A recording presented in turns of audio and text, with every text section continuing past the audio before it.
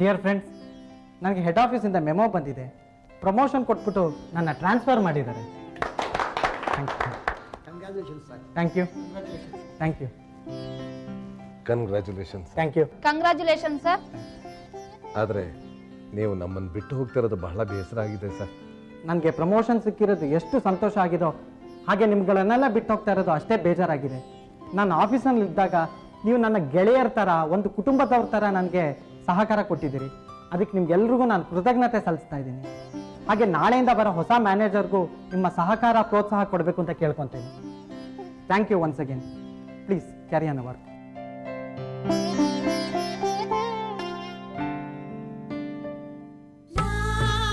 ಭಾವ, ಈ ಬೆಂಗಳೂರಲ್ಲಿ ಬಂಧು ಬಳಗದವರು ಅಂತ ತುಂಬ ಜನನೇ ಇದ್ರು, ವರ್ಷಗಟ್ಟಲೆ ಭೇಟಿನೇ ಆಗಿರೋದಿಲ್ಲ. ಯಾವಾಗಾದ್ರೂ ಸಿಕ್ಕ ಕೇಳಿದ್ರೆ ಕೆಲಸದ ಗಡಿಬಿಡಿ, ಟ್ರಾಫಿಕ್ಕು, ಅದು ಇದು ಅಂತ ಏನಾದ್ರೂ ನೆಪ ಹೇಳ್ತಾರೆ. ಅಂಥದ್ರಲ್ಲಿ ನೀವು ಈ ವಯಸ್ಸಲ್ಲಿ ಅಷ್ಟು ದೂರದ ಹಳ್ಳಿಯಿಂದ ನಮ್ಮನ್ನು ಆಗಾಗ ನೋಡ್ಕೊಂಡು ಹೋಗೋದಕ್ಕೆ ಬರ್ತಿರಲ್ಲ, ಅದೇ ನಮಗೆ ಸಂತೋಷ ಭಾವ. ದೊಡ್ಡಪ್ಪ ಅಂದ್ರೆ ಏನು ಅನ್ಕೊಂಡಿದ್ಯಮ್ಮ? ದೊಡ್ಡಪ್ಪ ಅಂದ್ರೆ ದೊಡ್ಡಪ್ಪ.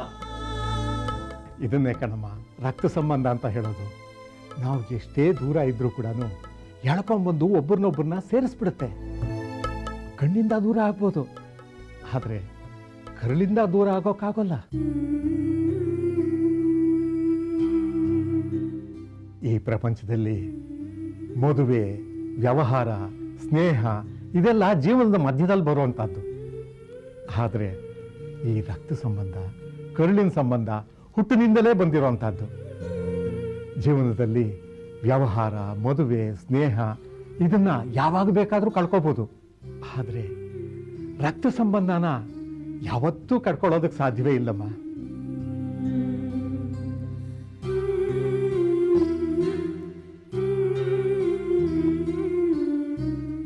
ಅದು ಹುಟ್ಟಿನ ಜೊತೆಗೆ ಬಂದು ಸಾವಿನವರೆಗೂ ಇರುತ್ತೆ. ಆದರೆ ದೊಡ್ಡಪ್ಪ, ರಕ್ತ ಸಂಬಂಧಿಗಳೇ ಪರಸ್ಪರ ಹೊಡೆದಾಡಿ ರಕ್ತ ಹರಿಸಿ ದೂರ ದೂರ ಆಗ್ತಾರೆ, ಶತ್ರುಗಳಾಗ್ತಾರೆ. ಇದಕ್ಕೇನು ಹೇಳ್ತೀರಾ? ಹೌದು ಸುರೇಶ, ರಕ್ತ ಸಂಬಂಧಿಗಳು ಹೊಡೆದಾಡಿ ಅವ್ರ ಮಧ್ಯ ಇರೋ ಪ್ರೀತಿನ ಕಳ್ಕೋಬಹುದು. ಆದರೆ ಸಂಬಂಧಗಳಂತೂ ಕಳ್ಕೊಳ್ಳೋದಕ್ಕೆ ಸಾಧ್ಯನೇ ಇಲ್ಲ. ಉದಾಹರಣೆಗೆ ಯಾರನ್ನಾದ್ರೂ ತೋರಿಸಿ ಒಂದು ಕಾಲದಲ್ಲಿ ಇವ್ರು ನಮ್ಮ ಗೆಳೆಯ ಆಗಿದ್ರು, ನಮ್ಮ ಪಾರ್ಟ್ನರ್ ಆಗಿದ್ರು, ನನ್ನ ಬಾಸ್ ಆಗಿದ್ರು ಅಂತ ಹೇಳ್ಬೋದು. ಆದರೆ ಸಂಬಂಧಿಕರನ್ನು ತೋರಿಸ್ಬಿಟ್ಟು ಇವ್ನು ನಮ್ಮ ಅಣ್ಣ ಆಗಿದ್ದ, ಇವ್ನು ನನ್ನ ಮಗಳಾಗಿದ್ಲು, ಇವ್ನು ನನ್ನ ಮಗ ಆಗಿದ್ದ ಅಂತ ಹೇಳೋದಕ್ಕೆ ಸಾಧ್ಯನಾ? ಅದಕ್ಕೆ ನಾ ಹೇಳೋದು, ಯಾವಾಗಲೂ ಸಂಬಂಧಗಳನ್ನ ಉಳಿಸೋ ಪ್ರಯತ್ನ ಮಾಡಬೇಕು ಅಂತ. ಈಗ ಆಲದ ಮರ ತಗೊಳ್ಳಿ, ಬಿಡ್ತಾ ಬಿಡ್ತಾ ಬಿಡ್ತಾ ವಿಶಾಲವಾಗಿ ಬೆಳೆಯುತ್ತೆ. ಹಾಗೆ ನಾವು ಸಂಬಂಧಗಳನ್ನ ಉಳಿಸ್ಕೊಂಡು ಬೆಳೆಸ್ಕೊಂಡು ಅದ್ರ ಜೊತೆಗೆ ನಾವು ಬೆಳಿಬೇಕು. ಆಗಲೇ ಮನುಷ್ಯರಾಗಿ ಹುಟ್ಟಿದ್ದಕ್ಕೆ ಸಾರ್ಥಕ ಆಗೋದು. ಅಣ್ಣ, ಯಾವಾಗ ಬಂದೆ? ಊರಲ್ಲಿ ಅಪ್ಪ ಅಮ್ಮ ಆರೋಗ್ಯನಾ? ಲೇ ರಾಮು, ಎಲ್ಲ ಇಲ್ಲೇ ಕೇಳಿ ಮುಗಿಸ್ಬಿಡ್ತೀಯೋ ಅಥವಾ ಊರ ಕಡೆ ಬಂದು ಯೋಗಕ್ಷೇಮ ವಿಚಾರಿಸ್ಬೇಕು ಅನ್ಕೊಂಡಿದ್ಯೋ ಹೇಗೆ? ಅಣ್ಣ, ಬೆಂಗಳೂರಿನ ಜೀವನ ನಿನಗೆ ಗೊತ್ತೇ ಇದೆ. ಮನೆ, ಕೆಲಸ, ಓಡಾಟ ಇಷ್ಟಕ್ಕೆ ನಮ್ಮ ಜೀವನ ಸೀಮಿತವಾಗ್ಬಿಟ್ಟಿದೆ. ಬೇರೆ ಯಾವುದಕ್ಕೂ ಪುರ್ಸೊತ್ತೇ ಇಲ್ಲ ಅಣ್ಣ. ನಮ್ಮ ಜೀವನ ಒಂಥರ ಯಾಂತ್ರಿಕವಾಗ್ಬಿಟ್ಟಿದೆ. ಹಾಗಾಗಿ ಅದಕ್ಕೆ ಕಣೋ ಈ ಯಾಂತ್ರಿಕ ಜೀವನಕ್ಕೆ ಅಲ್ಪ ವಿರಾಮ ಹಾಕಿ 4 ದಿವಸ ಹಳ್ಳಿನಲ್ಲಿ ಬಂದಿರಲಿ ಅಂತಾನೆ ಕರೆಯೋದಕ್ಕೆ ಬಂದಿರೋದು. ನೋಡು, ಈ ಸರಿ ಹಬ್ಬಕ್ಕೆ ಮನೆಯವರೆಲ್ಲ ಬರಬೇಕು. ಅಪ್ಪ ಅಮ್ಮ ಒತ್ತಾಯ ಮಾಡಿ ಹೇಳಿದ್ದಾರೆ, ಈ ಸರಿ ನೀವು ಬರೋವಾಗ ಕೃಷ್ಣನ್ನ ಕರ್ಕೊಂಡು ಬರಲೇಬೇಕಂತೆ.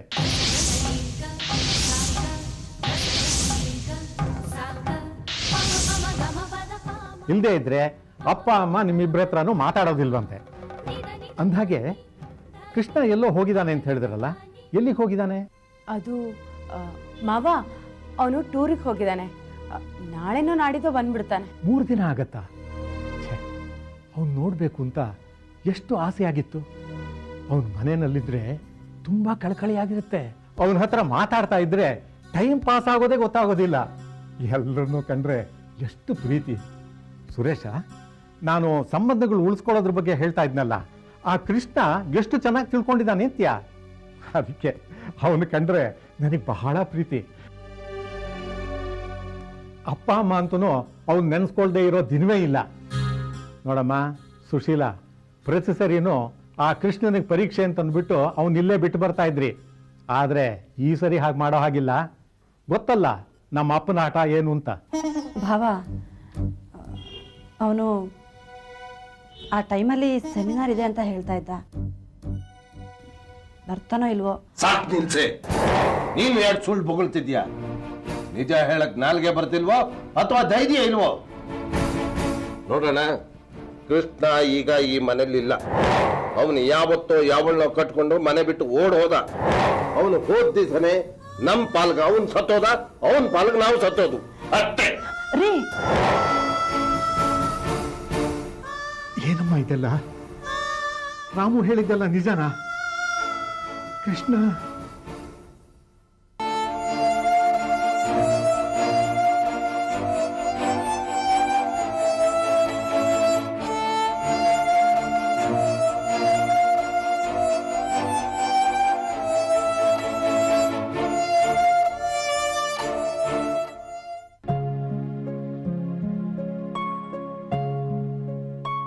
ಶಿವಸ್ವಾಮಿ ಅವರೇ, ಹೊಸ ಮ್ಯಾನೇಜರ್ ಬಂದ್ರ? ಅವ್ರು ಬಂದು ಹಾಫ್ ಅನ್ ಅವರ್ ಆಯ್ತು. ನಾವೆಲ್ಲ ವಿಶ್ ಮಾಡಿ ಬಂದ್ವಿ. ಹೌದಾ? ನಾನು ಹೋಗಿ ವಿಶ್ ಮಾಡಿ ಬರ್ತೀನಿ. May I come in sir? S.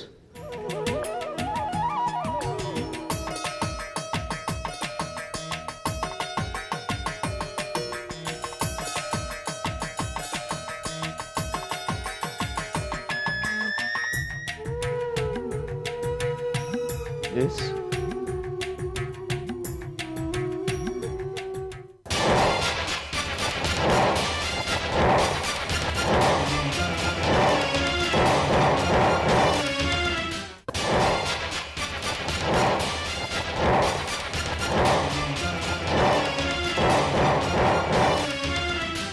ನೀನಾ?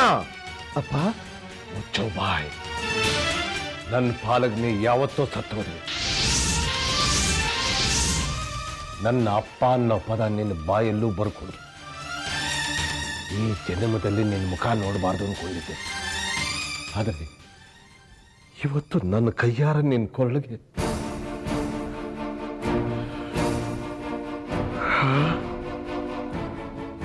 ನಿನ್ನ ಕೊರಳಿಗೆ ನಾನು ಹೂನಾರ ಹಾಕ್ಬಿಟ್ಟ. ಏ, ನನ್ನ ಕೈಯಾರ ನಿನ್ನ ಕೊರಳಿಗೆ ಹೂನಾರ ಹಾಕ್ಸ್ಕೊಳ್ಳೋ ಯೋಗ್ಯತೆ ನಿನಗಿಲ್ಲ ಕಣೋ. ನಿನಗೆ ಹಾಕೋ ಬದಲು ಯಾವ್ದಾದ್ರು ಬೀದಿಲಿ ಸತ್ತು ಬಿದ್ದಿರೋ ಹೆಣಕ್ಕೆ ಹಾಕಿದ್ರೆ ನನ್ಗೆ ಎಷ್ಟೋ ಗೌರವ ಸಿಕ್ಕಿರೋದು ಕಣೋ. ಹೆತ್ತು ಕರಳಿಗೆ ಕೊಳ್ಳಿ ಇಟ್ಟು ಬಿಟ್ಟು ಚಂಡಾಲ ನೀನು. ನಿನಗೆ ಈ ಗೌರವ ಸಲ್ಲಲ್ಲ. ನಿನಗೆ ಈ ಗೌರವ ಸಲ್ಲಲ್ಲ. ನಿನಗೆ ಈ ಗೌರವ ಕೊಡಬಾರ್ದು ನಾನು. ಏನ್ ಮಾಡ್ತಾ ಇದ್ದೀನಿ ನೀವು? ಅವ್ರು ಯಾರು ನೋಡ್ಕೊಂಡ್ರಿ ನೀವು? ಅವನ್ನ ಮ್ಯಾನೇಜರ್ ರೀ, ನಮ್ ಬಾಸ್ ಅವರು. ಇವನು ಯಾರಿಗ್ರಿ ಮ್ಯಾನೇಜರು, ಯಾವನಿಗೆ ಬಾಸು? ರಾಮಮೂರ್ತಿ ಅವರ ಏನ್ ಮಾತಾಡ್ತಾ ಇದ್ದೀರಾ ನೀವು? ನೀವು ಮ್ಯಾನೇಜರ್ಗೆ ಅವಮಾನ ಮಾಡ್ತಾ ಇದ್ದೀರಾ? ನಾಲ್ಗೆ ಮೇಲೆ ಇಡ್ತಾ ಇರ್ಲಿ. ನೀವೇನು ಬೇಜಾರು ಮಾಡ್ಕೋಬೇಡಿ ಸರ್. ಏನೋ ಆಗಿದೆ ಸರ್. ಹೌದು, ನನಗೆ ತಲೆ ಕೆಟ್ಟಿದೆ. ರಾಮಮೂರ್ತಿ ಅವರೇ, ಇಡ್ರಿ ಇಡೀ ಆಚೆಗೆ.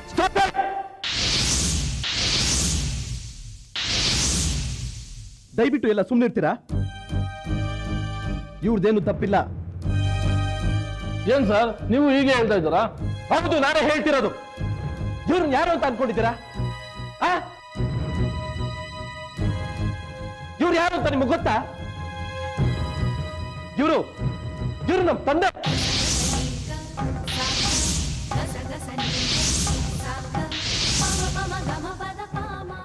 ಅಂದ್ರೆ ತಂದೆ ಸಮಾನ. ಇವ್ರು ನನ್ನ ಗುರುಗಳು. ಮನುಷ್ಯನ ಹುಟ್ಟೋದು ದೊಡ್ಡದಲ್ಲ, ಹುಟ್ಟಿದ ಮೇಲೆ ಬದುಕನ್ನ ಸಾರ್ಥಕ ಪಡಿಸ್ಕೊಳ್ಳೋದು ದೊಡ್ಡದು ಅಂತ ಹೇಳ್ಕೊಟ್ಟಿದ್ ಮಹಾಗುರು ಇವರು. ನಾನು ನನ್ನ ಜೀವನದಲ್ಲಿ ನಡೆದಾಗ ನನ್ನ ಕೈ ಹಿಡಿದೆತ್ತಿದ ಮಹಾಗುರು ಇವರು. ನನಗೆ ಹಸುವಾದಾಗ ಕೈ ತುತ್ತು ತಿನ್ಸಿದ್ದಾರೆ. ನಾನು ಅತ್ತಾಗ ನನಗೆ ಸಮಾಧಾನ ಮಾಡಿದ್ದಾರೆ, ಅಪ್ಕೊಂಡಿದ್ದಾರೆ. ನಾನು ನಕ್ಕಾಗ ಇವ್ರು ಸಂತೋಷ ಪಟ್ಟಿದ್ದಾರೆ. ಇಂಥವ್ರು ನನಗೆ ತಂದೆ ಸಮಾನ ತಾನೆ. ಇಂಥವ್ರ ವಿರುದ್ಧವಾಗಿ ನಾನೊಂದು ತಪ್ಪು ಮಾಡಿದೆ. ಇವ್ರಿಗೆ ನೋವಾಗೋ ರೀತಿ ನಡ್ಕೊಂಡೆ. ಆ ಕೋಪನ ಅವ್ರು ಈ ರೀತಿ ತೋರಿಸ್ತಾ ಇದ್ದಾರೆ. ನಾನು ಒಳ್ಳೆ ಕೆಲಸ ಮಾಡಿದಾಗ ನನ್ನ ಬೆನ್ನು ತಟ್ಟಿದ ಇವರು ನಾನು ತಪ್ಪು ಮಾಡಿದಾಗ ನನಗೆ ಶಿಕ್ಷೆ ಕೊಡ್ಬೇಕಲ್ವಾ? ಅದನ್ನು ಇವ್ರು ಮಾಡಿದಾರಷ್ಟೇ. ಇವ್ರು ಈ ರೀತಿ ನಡ್ಕೊಂಡಿದ್ರಿಂದ ನನಗೇನು ಬೇಜಾರಿಲ್ಲ, ಇನ್ನೂ ಖುಷಿ ಪಡ್ತಾ ಇದ್ದೀನಿ. ಅಟ್ಲೀಸ್ಟ್ ಇವ್ರು ಈ ರೀತಿ ಆದರೂ ನನ್ನ ಮೇಲೆ ಅಧಿಕಾರ ಚಲಾಯಿಸ್ತಾ ಇದ್ದಾರಲ್ಲ ಅಂತ. ನೋಡಿ, ದಯವಿಟ್ಟು ನೀವೆಲ್ಲ ಹೋಗಿ ನಿಮ್ಮ ಕೆಲಸ ನೋಡಿ ಪ್ಲೀಸ್. ನಡೀರಿ, ದಯವಿಟ್ಟು ನಡೀರಿ, ನಿಮ್ಮ ಕೆಲಸ ನೋಡ್ಕೊಳ್ಳಿ. ಇಷ್ಟೊತ್ತು ಬೊಗಳ್ದೆಲ್ಲ ಅದು ಯಾವುದಕ್ಕೂ ನೀ ಯೋಗ್ಯನಲ್ಲ. ಈ ರೀತಿ ಹಸನಾಗಿ ಎಲ್ಲರದ್ರಿಗೂ ಮಾತಾಡಿ ನನ್ನ ಮನಸ್ಸನ್ನು ಗೆಲ್ತೀನಿ ಅಂತ ತಿಳ್ಕೊಬೇಡ. ನಿನ್ನ ಸಂಬಂಧ ಯಾವತ್ತೂ ಕಳೆದೋಯ್ತು ತಿಳ್ಕೊ.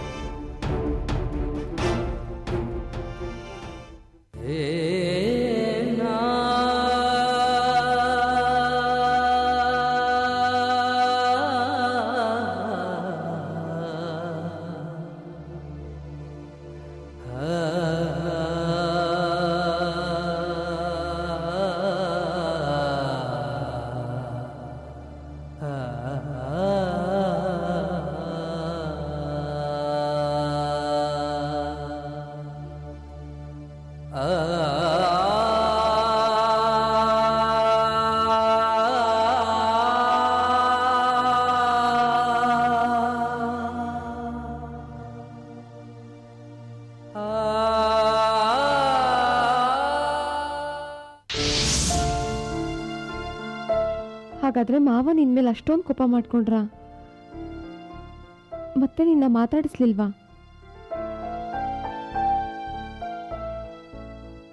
ಮಾತಾಡ್ಸೋದ? ಅವ್ರು ಒಂದೇ ಒಂದ್ಸಲ ನನ್ನ ಕಡೆ ತಿರುಗಿ ನೋಡಿದ್ರೆ ಸಾಕು ಅಂತ ಕಾಯ್ತಾ ಇದ್ದೆ. ಆದ್ರೆ ತಿರುಗಿ ನೋಡ್ಲೇ ಇಲ್ಲ. ಬೇಜಾರ್ ಮಾಡ್ಕೋಬೇಡ ಕೃಷ್ಣ, ಎಲ್ಲ ಸರಿ ಹೋಗುತ್ತೆ. ಇವತ್ತು ಈ ಘಟನೆ ನಡೀತು ಅಂತ ನನಗೆ ಬೇಜಾರಾಗ್ತಾ ಇಲ್ಲ ಸಂಧ್ಯಾ. ಆದ್ರೆ ನಾಳೆಯಿಂದ ಆಫೀಸ್ಗೆ ಹೇಗೆ ಹೋಗೋದು ಅನ್ನೋದೇ ಸಂಕಟ ಆಗ್ತಾ ಇರೋದು. ಕೃಷ್ಣ, ಏನಯ್ಯ ಸಂಕಟ ಅಂತ ಇದೀಯಾ? ಅಂಥದ್ದೇನಾಯ್ತು ನಿಂಗೆ? ನೀವು ಮೊದಲು ಕೂತ್ಕೊಳ್ಳಿ ಮೇಸ್ಟ್ರೆ. ಒಳ್ಳೆ ಸಮಯಕ್ಕೆ ದೇವ್ರು ಬಂದಾಗ ಬಂದ್ರಿ. ಏನಿನ್ ಸಮಸ್ಯೆ? ಅಲ್ಲ ಮೇಸ್ಟ್ರೆ, ನೀವಾಗೆ ಬಂದು ಒಂದು ಕಂಪ್ನಿಲಿ ಒಳ್ಳೆ ಕೆಲಸ ಇದೆ ಅಂತ ಹೇಳಿ ಕೆಲಸ ಕೊಡ್ಸಿದ್ರಿ. ಆದ್ರೆ ಅದೇ ಕಂಪ್ನಿಲಿ ನಮ್ಮ ಅಪ್ಪನೂ ಕೆಲಸ ಮಾಡ್ತಾ ಇದ್ದಾರೆ ಅಂತ ನೀವು ನನಗೆ ಹೇಳಲಿಲ್ವಲ್ಲ ಮೇಸ್ಟ್ರೆ? ಹೇಳಿದ್ರೆ ಏನು ಮಾಡ್ತಿದ್ದೆ? ಅಪ್ಪ ಅಲ್ಲಿ ಕೆಲಸ ಮಾಡ್ತಾ ಇದ್ದಾರೆ ಅಂತ ಮೊದಲೇ ಗೊತ್ತಾಗಿದ್ದಿದ್ರೆ ನಾನು ಅಲ್ಲಿ ಕೆಲಸಕ್ಕೆ ಸೇರ್ತಾ ಇರಲಿಲ್ಲ. ಈಗ ಈ ರೀತಿ ಒದ್ದಾಡೋ ಪರಿಸ್ಥಿತಿನೂ ಬರ್ತಾ ಇರಲಿಲ್ಲ. ಈಗಂಥದ್ದೇನಾಯ್ತು? ಯಾಕೆ ಹಿಂಗೆ ಮಾತಾಡ್ತಿದ್ದೆ ನೀನು? ಇನ್ನೇನು ಮೇಸ್ಟ್ರೆ, ಅವ್ರು ನಮ್ಮಪ್ಪ. ನನಗೆ ಈ ದೇಹ ಕೊಟ್ಟು ಜೀವ ಕೊಟ್ಟು ಬೆಳೆಸಿರೋ ಅಂತ ಅಪ್ಪ. ನನ್ನಲ್ಲಿ ಒಳ್ಳೆ ಬುದ್ಧಿನ ಒಳ್ಳೆತನನ ತುಂಬಿ ಬೆಳೆಸಿರೋ ಅಂತ ಅಪ್ಪ. ನನ್ನ ಈ ವಿದ್ಯೆ ಗುಣ ಈ ದೇಹ ಇದೆಲ್ಲ ಅವ್ರು ಕೊಟ್ಟಿರೋ ಅಂತ ಭಿಕ್ಷೆ. ಅಂತ ಅಪ್ಪ ನನ್ನ ಕೈ ಕೆಳಗೆ ಕೆಲಸ ಮಾಡ್ತಾ ಇದ್ರೆ ಅದನ್ನ ನಾನು ಹೇಗೆ ಸಹಿಸ್ಕೊಳ್ಳಿ ಮೇಸ್ಟ್ರೆ?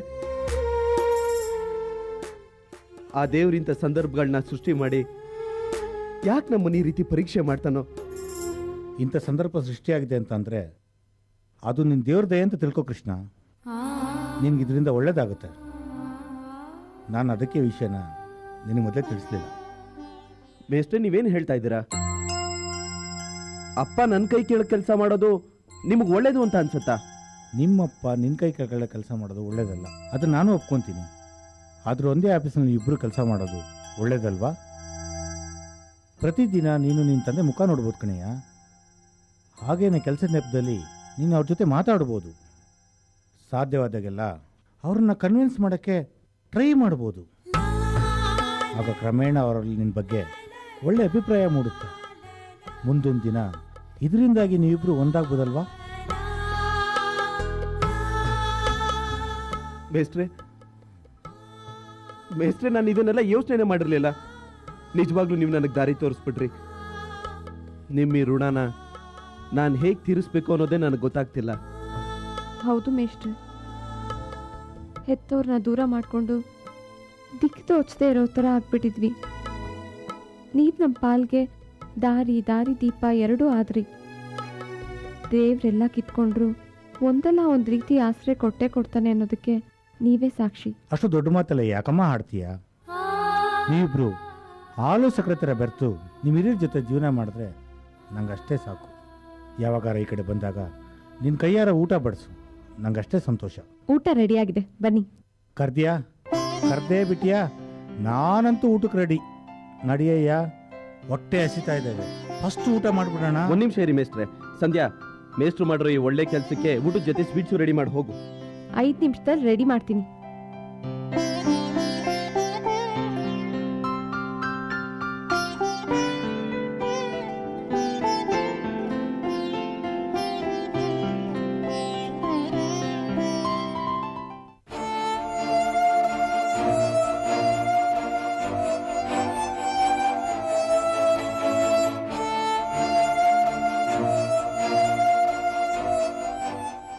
ರೀ, ಸಂಜೆ ಬಂದಾಗಿಂದ ನೋಡ್ತಾ ಇದ್ದೀನಿ, ಯಾಕೆ ಒಂಥರ ಇದ್ದೀರಾ?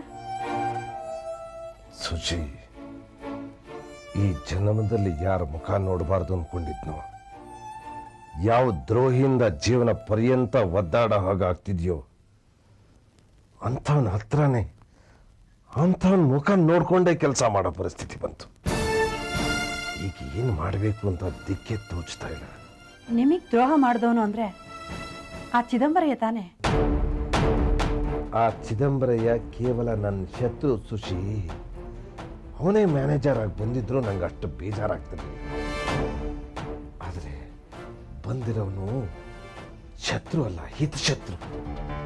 ಒಂದು ಪಕ್ಷ ಶತ್ರು ಜೊತೆ ಹೋರಾಡಿ ಸಾಯ್ಬೋದು, ಆದರೆ ಹಿತಶತ್ರು ಜೊತೆ ಹಾಗಲ್ಲ. ಬೆನ್ನು ಕಟ್ಕೊಂಡಾಗೆ ಸಾಯಕ್ಕೋ ಬಿಡಲ್ಲ, ಬದುಕೋಕ್ಕೋ ಬಿಡಲ್ಲ, ಆಣಿಯಾಗಿ ಕೊಲ್ತಾರೆ. ರೀ, ನೀವು ಹೀಗೆ ಸುತ್ತಿ ಬಳಸಿ ಮಾತಾಡಿದ್ರೆ ನನಗೆ ಹೇಗೆ ಗೊತ್ತಾಗಬೇಕು? ಆ ಬಂದಿರೋ ಹೊಸ ಮ್ಯಾನೇಜರ್ ಯಾರು ಅಂತ ಹೇಳಿ.